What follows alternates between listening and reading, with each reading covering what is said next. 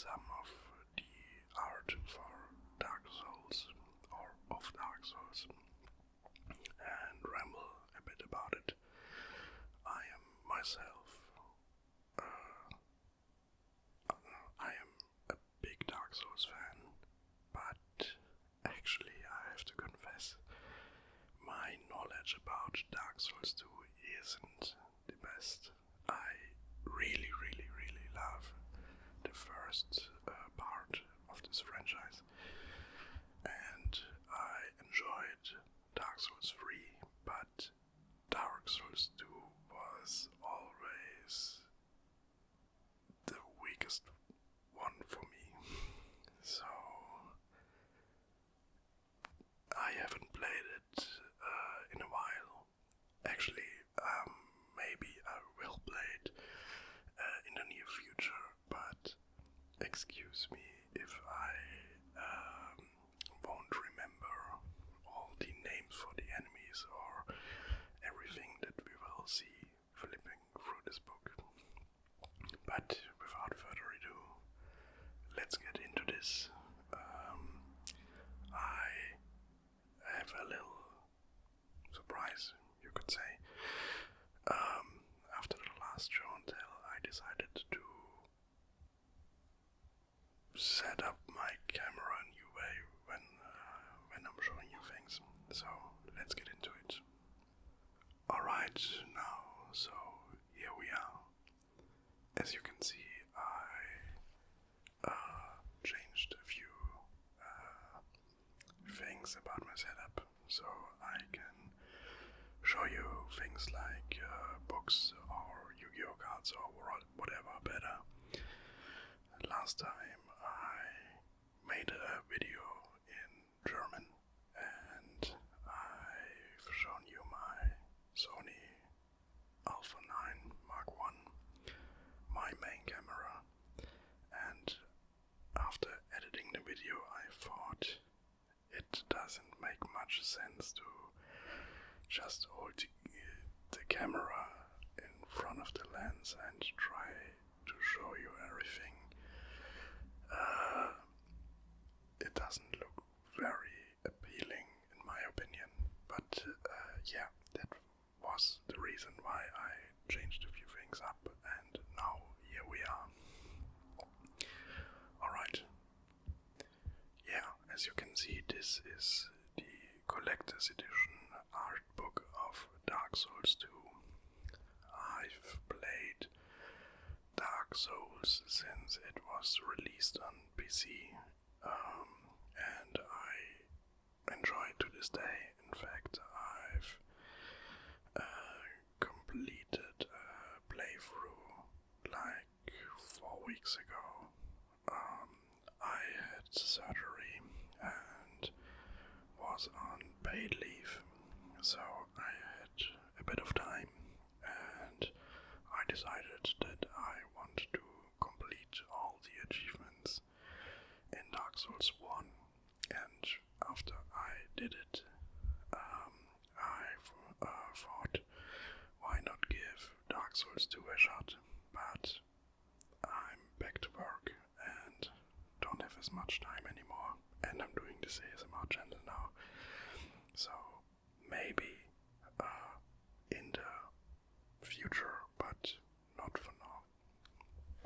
Alright.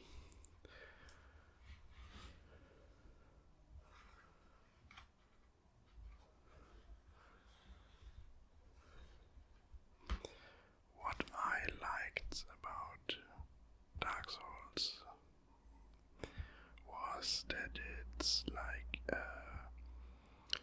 fantasy game developed by From Software in Japan, but it is inspired by a lot of, I guess you could say, European fantasy or mythical elements. If you look at some of the character designs, some of the monsters and weapons, you can see that it does have similarity to like artifacts, or how would you say it, like historical weapons and things that were preserved or like left from these times. And I do like that, but the twist is there are many enemy designs that are typical for From Software, or I would say for Japanese imagination, for Japanese game studios. So there are some crazily bizarre designs. Some are actually frightening, others are just a bit creepy and eerie. But I hope we will see some of those later. I haven't looked through this art book in a while, so I don't know everything, but let me just adjust a thing. Alright, I set my camera to manual focus to minimize focus breathing so that you don't get distracted by it. Dark Souls 2 was not my favorite game in the series, but I liked a lot of elements that brought some fresh air into this franchise. This cat can actually talk in game. Actually, I don't know. I can't remember too much from Dark Souls 2, I'll be honest. But you meet this cat and this lady actually very early in the game in a spot called Majula, which is like the starting area, or maybe even the central hub connecting a lot of paths in the not quite open world in this game, and she can help you to basically level up and progress you on your journey through this game. I hear my neighbors are arguing. I hope you can't hear them. Sometimes it's a bit... let's not talk about it.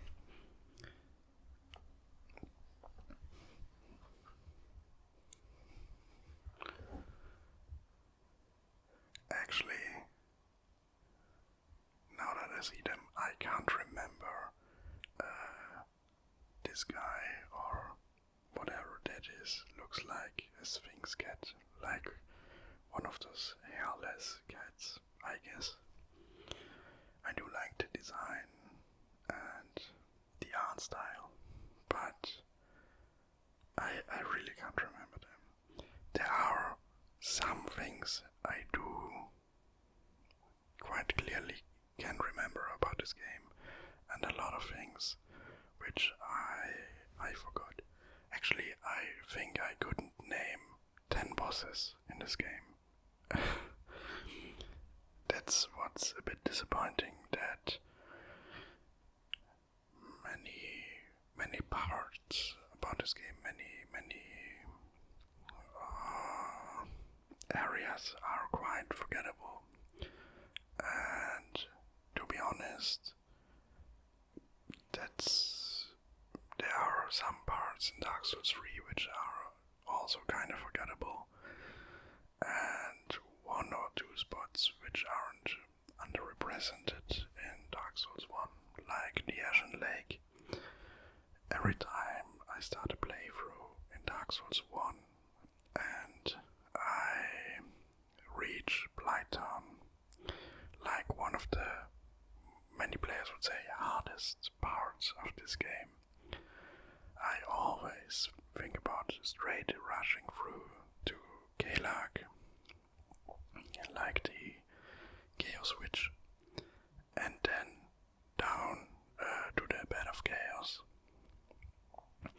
But I always forget until I've slain Kelag that there is also the tree leading to the Ashen Lake, and every time I go there, kind of frustrated, one could say, because it's kind of unbearable going to the Ashen Lake. Like, there are some really annoying enemies, and you could fall down the hollow tree and die at any moment. And your reward is basically nothing, except you want to meme with like the dragon headstone and turn yourself into a dragon and spit fire, but yeah, I don't do that often in Dark Souls 1. Alright. Actually, there are a few cool things about this page, and it's this weapon. It looks actually really cool, and there is some backstory to it, and it's that this sword is in some form, like in every game, every adventure game, or every role-playing game that From Software developed. It's kind of a Easter egg or meme, and this one is also in Dark Souls 1 and Dark Souls 3, and it's called the Moon Sword, or it's Moonlight Greatsword, that's what it's called. And in this game, in Dark Souls 2, there are two of them. You can actually find the sword in Dark Souls 2 very early, because this guy is just laying around with the sword, and you can, basically end him and take his sword. But it turns out it's a fake one. It's not the real Moonlight Greatsword. And the first time I encountered him, and then I learned about this, I actually found it quite funny, because it's such a From Software thing to do.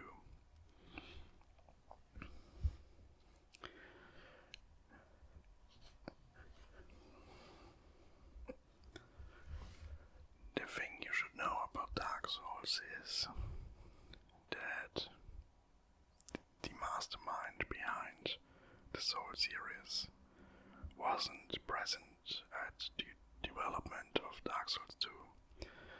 It was Mr. Miyazaki, and Mr. Miyazaki directed Dark Souls 1, I think Bloodborne, and Dark Souls 3. And the thing was, he was directing Bloodborne at the time that Dark Souls 2 was developed. So actually you can really tell that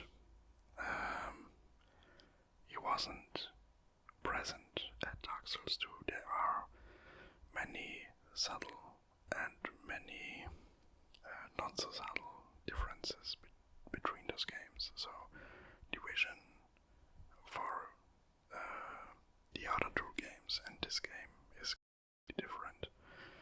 And I do know the lore of the first part, but I don't know much about the lore about the second game. And in the third game I do know some parts of the lore, but I can't tell you how the first two games tie into the third game. So yeah, they're called 1, 2 and 3 Dark Dark Souls 1, 2 and 3. And they are like one universe, so like one story. But I've lost track. I can't tell you what the whole or the bigger story is about, unfortunately. But there is this YouTube channel called Werde. He makes some very cool videos about Dark Souls from software games and the Soul series in general. And if you're interested, you should check him out. One part I always enjoyed about the Soul series is that there are many crazy weapon designs like this stuff here. I'm pretty sure that's like a catalyst for magic. And magic in this game is quite powerful. In this game, dark magic wasn't just added by DLC. It was in this game from the very start, and it wasn't as broken as in Dark Souls 1, but still very powerful, and it had a few additions.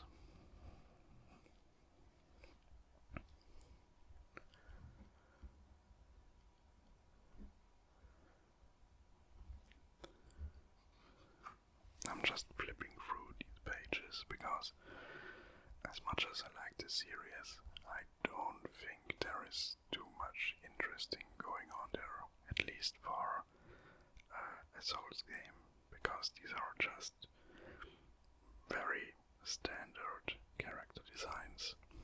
But I do hope that we'll see some of the artwork for the bosses, because these are like the main thing of Dark Souls.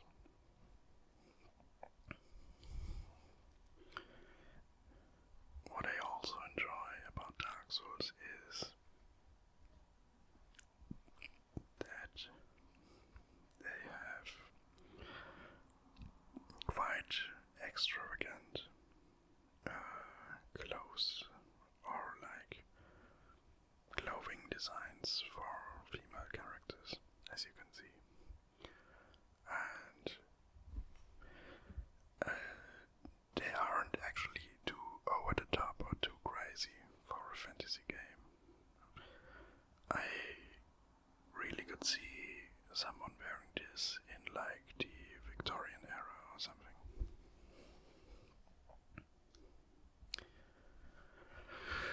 I do remember these. This is one of the witches which you encounter at the very start of the game, where you get to create your character. And one of these witches tells you that you are cursed, so like cursed to cannot die, basically. It's not the same thing as going hollow in the first part in Dark Souls 1. It's a bit different, and I don't remember what the thing behind it was. There's like this new mechanic in this game that after you die, you lose some of your maximum HP, and only after you're going, you don't use humanity, you use like I forgot what it's called, but it's like a little figure. I guess it's like a figure of humanity, but not the same thing as in the first part, which you can use to get your maximum HP back and basically turn human again.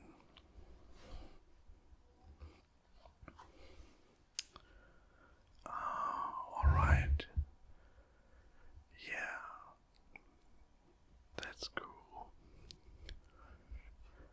This is like the art for some of the areas in this game, and I think they are beautifully designed. Let's have a look at this one. I guess this side is up.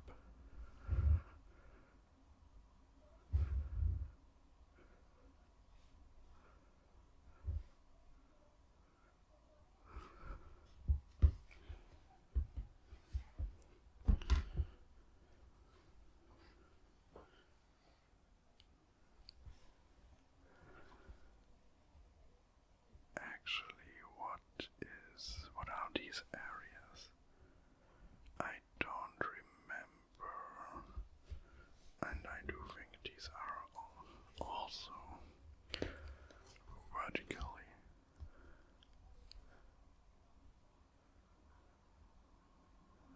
Seems so. And this one looks to be also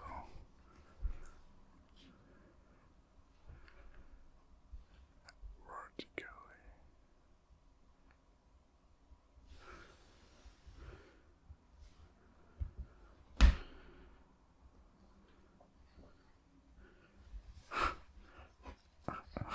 I didn't think that there would be so much vertical art in this book.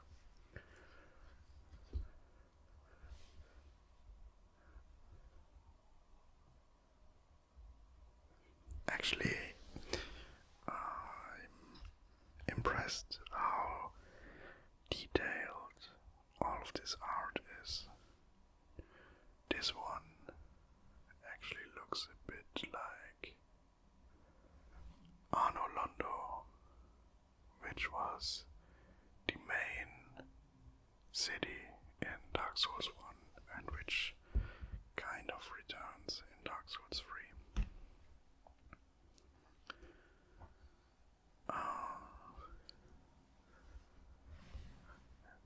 Looks like a scene shortly before battle. I like it. I like the silhouettes and this black and white theming and all the details.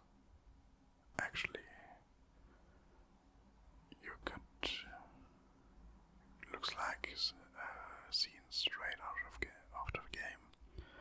Most of this is like concept art, and yeah, most of the characters do look mostly like the concept art, but not everything made it into the game.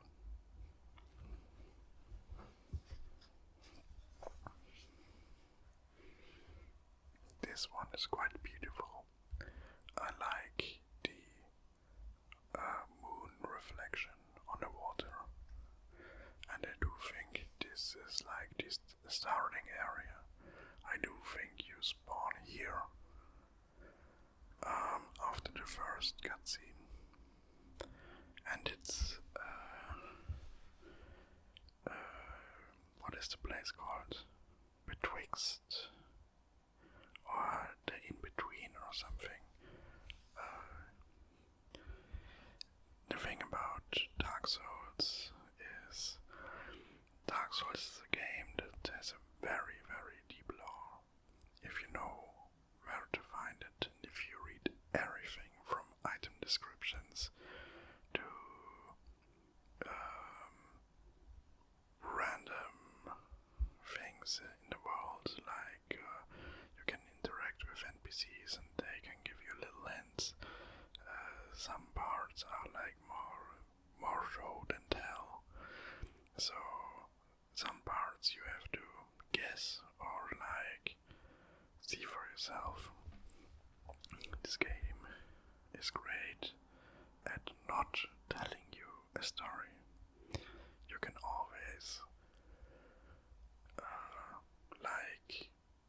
look up the story online or read everything, but there isn't one cohesive story told in this game. You always have to look for it by yourself. And that is something that I do enjoy, but sometimes it can be a bit annoying, and some things can seem random when you first encounter them.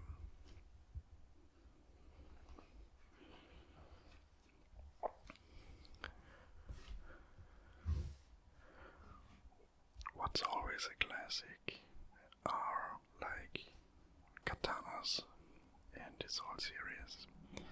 Traditionally, they've been some of the best weapons in this series. Actually, I don't know what character this is, but I do enjoy her design. It's quite beautiful, quite fantastical. Alright, looks like we've got a bit deeper into it. I don't know why, but this character reminds me a bit of Mortal Kombat, I guess. I don't know why. Maybe I'm wrong.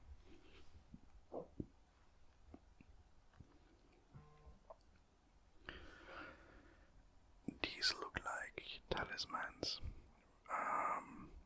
which can perform miracles. So like the divine school of magic, mostly for healing and sometimes for offensive purposes.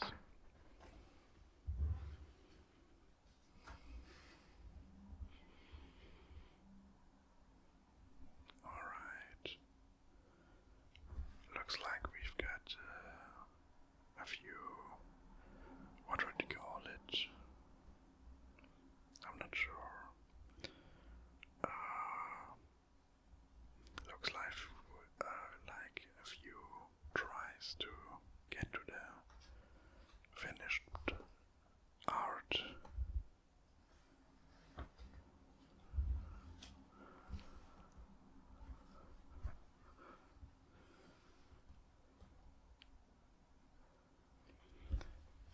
I do remember these guys because of their mask, but I don't remember what they do.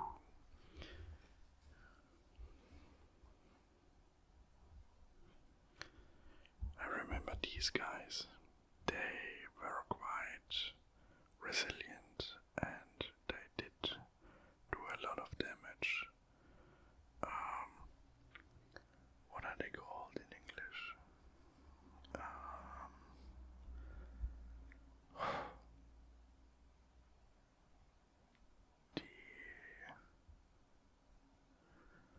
I only know the word in German. He's a Zwerg, you would say in German. But I don't remember the word. Damn. Oh man. Alright, let's forget about it. I won't remember, I guess. These enemies were also quite annoying because they'd explode. They would lie in a room. You couldn't even see all of them. And if you got near them, they'd turn orangey. And after they touched you, they'd explode. Why? I don't know, but yeah, guess it's a From Software game.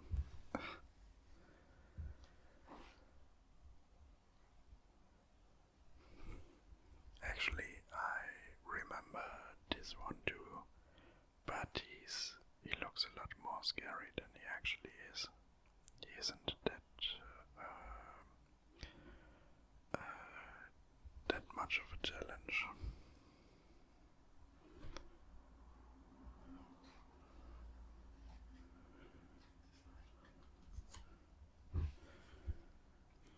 These guys are very funny. Most players would call them turtle because they've got this armored back and you couldn't backstab them. One of the most broken mechanics in Dark Souls is backstabbing. So if you attack an humanoid enemy which has its back turned to you, you could get into an animation and deal extra damage, which often would result in you one-shotting them. And these guys are like backstab proof. And if you try to backstab them, they'll just let themselves fall on their back and roll over you. That's why they're called turtles. Actually, I do think these guys were shown in the original E3 trailer for Dark Souls 2.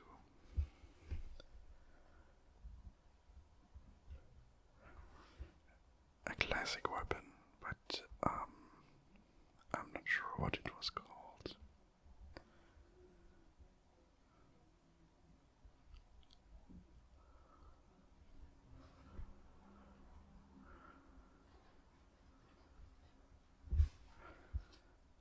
Yeah. Now you probably begin to see what I meant with bizarre and scary designs. Actually, I don't have much of a problem with spiders, but in a boss fight in Dark Souls, they can be quite scary. And that's not even one of the scariest monster designs in this game. I'm not sure if this is in the game, to be honest.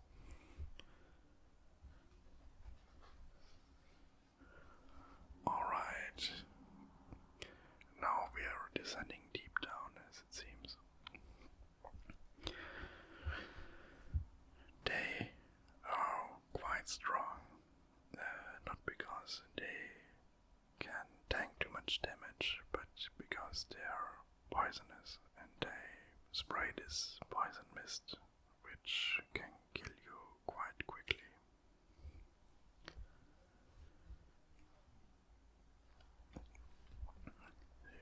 I hate to encounter these ones, but they aren't too much of a problem.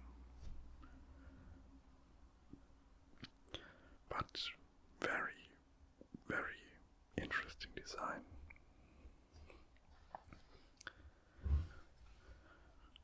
But I think the scariest enemy in this game has to be this, my friends and I, we would call them hands. Because, as you can see, they've got like this fingers here, 5 fingers. And this is, I'm not 100% sure. Actually, yeah, it looks like a mouth, but at the same time, also like an eye, scarily enough. And they would come out of like these black tar pits, and you couldn't be sure if there is one of these in these pits when you're walking right next to them. And I also think they can change tower pits with like underground tunnels or something like that. And if you walked near one of these pits and they jumped out, they tried to grab you and they could kill you very easily.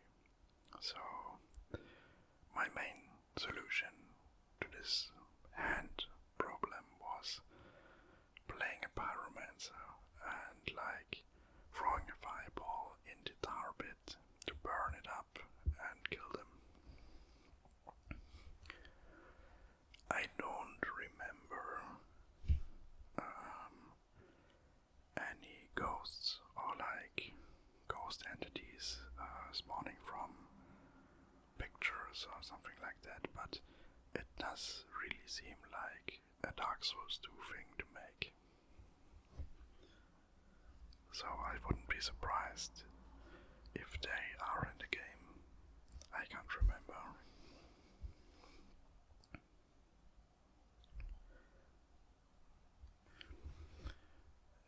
These guys don't look too scary, but they are quite powerful, I can tell you that. And this one is such a cool armor design, but at the same time it seems a bit impractical, in some details at least. But that's the thing about fantasy. It's not reality, it's fantasy.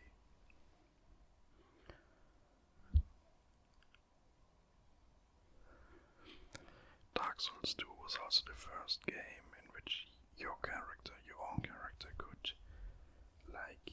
really effectively use two weapons, one in each hand. You could kind of do that in Dark Souls 1, but it wasn't very useful. So they introduced dual wielding in Dark Souls 2.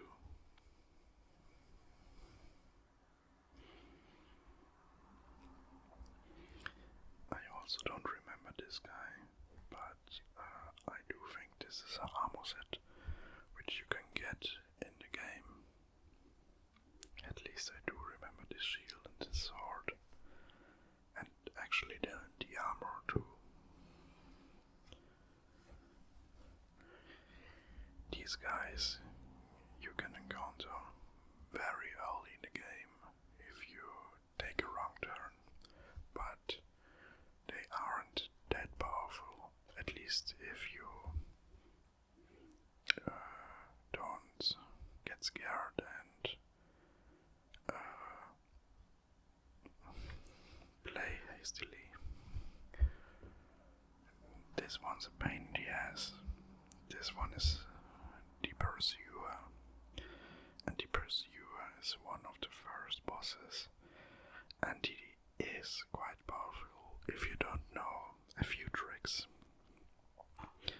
The thing is, he's called Pursue for a reason, because he literally pursues you, and you encounter him like 3 to 5 times, I think, and the fight does get quite interesting later.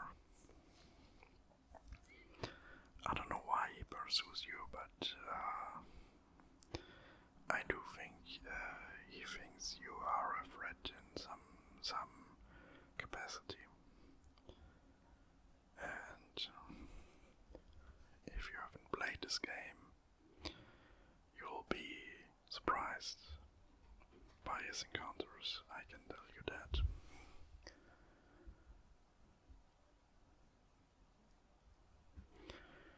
Yeah, that's one of the weirdest monsters in this game.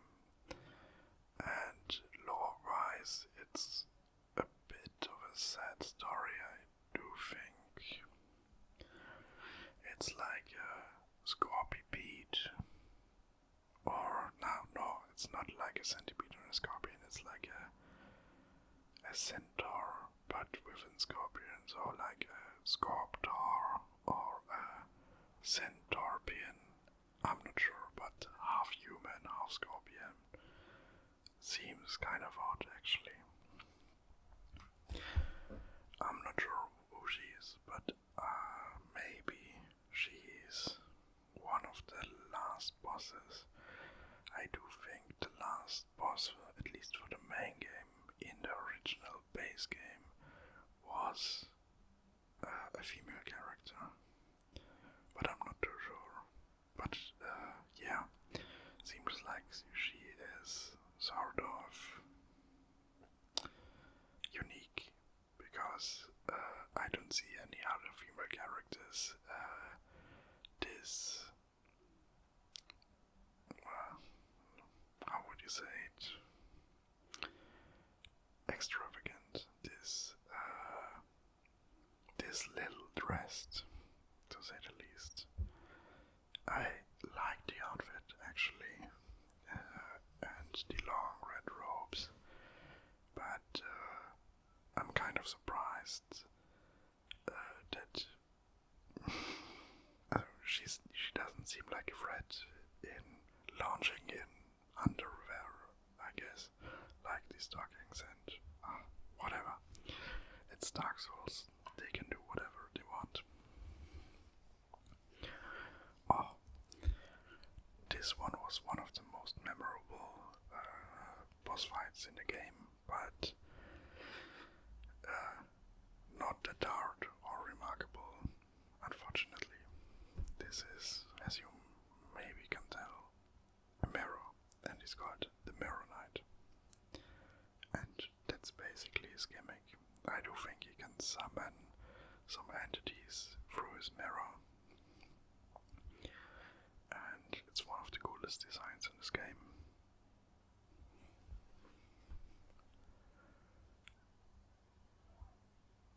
This sword, I don't know what it's called, but I do remember it. There is a lot which I have forgotten. Maybe I should play this game in the near future. One of the few dragons in this game, as it seems. And this is the old Iron King, I guess. I haven't played the DLCs, but as far as I know, there is like a blue version of him in one of the DLCs. He's also quite a cool boss fight, but also not that hard.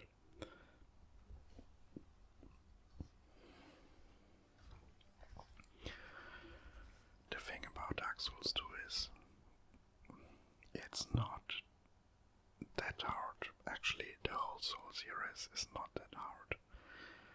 But Dark Souls 1 and 3 do have at least 2 to 3 boss fights which are highly challenging.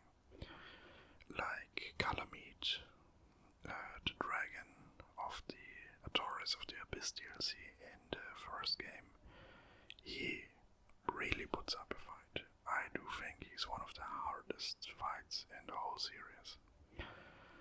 And the Nameless King in Dark Souls 3 is one of the most memorable and one of the most challenging bosses in the whole series, and they are great.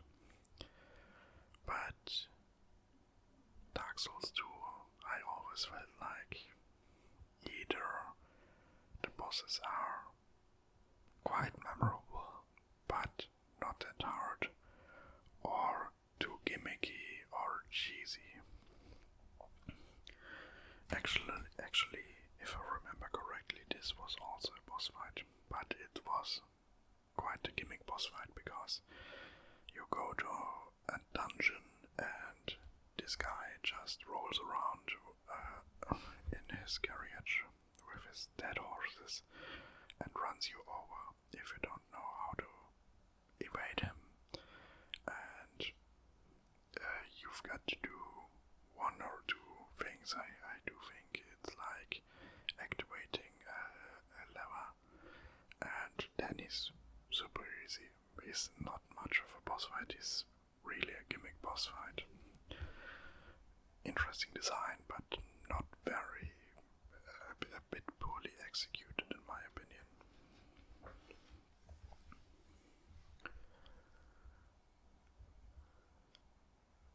Yeah, I do remember them, but they are not really hard or remarkable.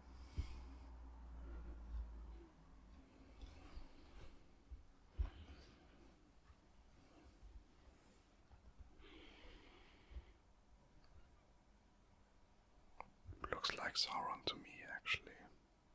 I don't know why. Another one of these interesting female character designs.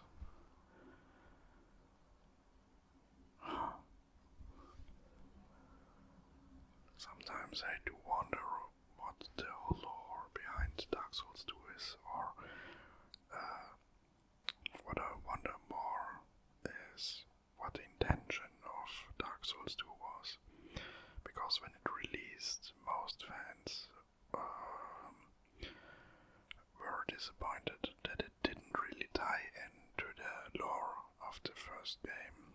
It was like it's a whole separate thing, and it felt like everything that made Dark Souls 1 good, like the world building, the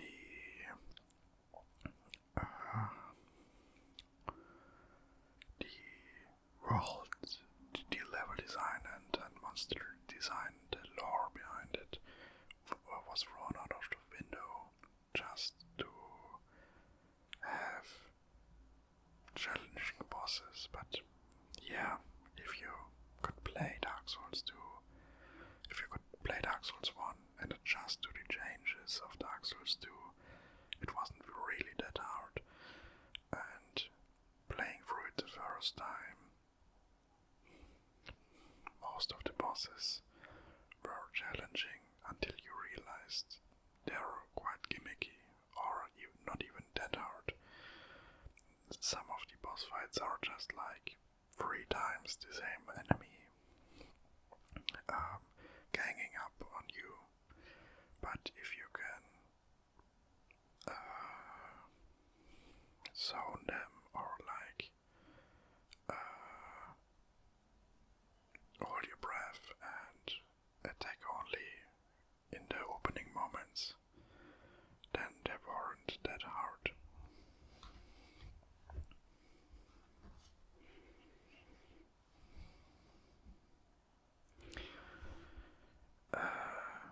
I do think that's the Faram armor set, and maybe I'll show you one time in the future. But this is like the same armor that the figurine of the collector's edition wears, and this armor set was seen a lot in the promotional material for the game.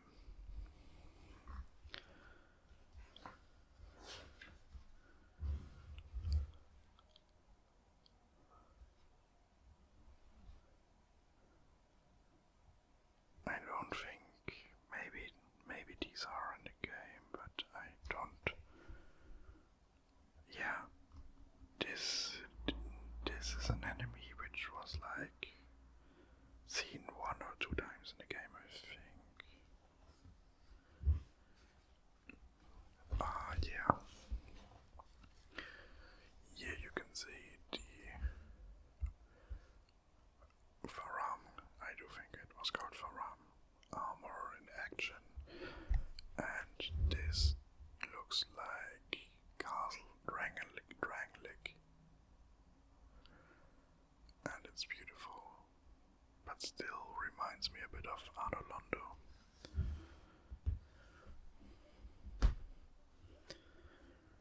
Looks like just a few more pages to go. Oh, actually, I do think we're at the end.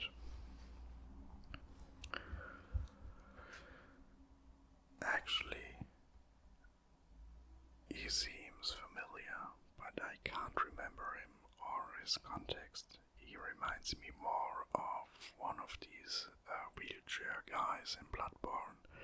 I've briefly tried out Bloodborne, but I don't have a PS4 anymore, and I didn't have the opportunity to play through Bloodborne, which is quite a shame, but yeah, it is what it is, and maybe someday it will get a second part, or maybe it will be ported to PC, who knows.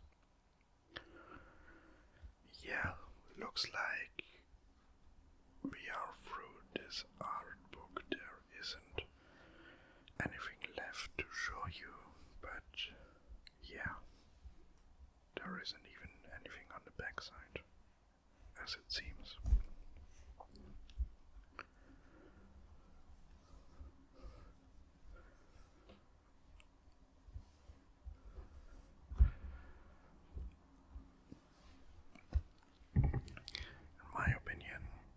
is an interesting art book, but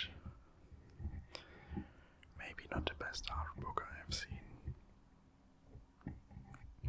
Actually, maybe I'm going to show you the Cyberpunk 2077 art book in one of the next videos.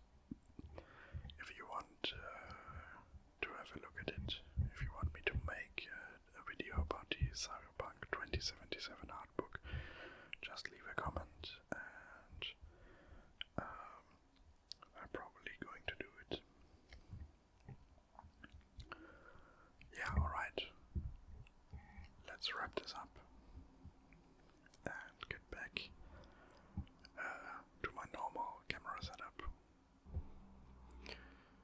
Yeah, thanks for watching. I hope you enjoyed. I hope you found some rest or at least relaxation. And if you like my videos, I'd like to invite you to subscribe to my channel and maybe even leave a like. And hopefully we will see each other next video.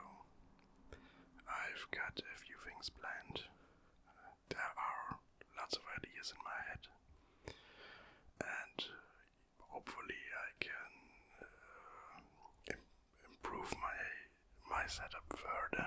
There are some things which I don't like, or which aren't as seamlessly going as I thought they would, but yeah, that's, I guess, behind the scenes stuff. Yeah, I'd probably ramble for at least another 10 minutes, but I've said everything that I wanted to say, and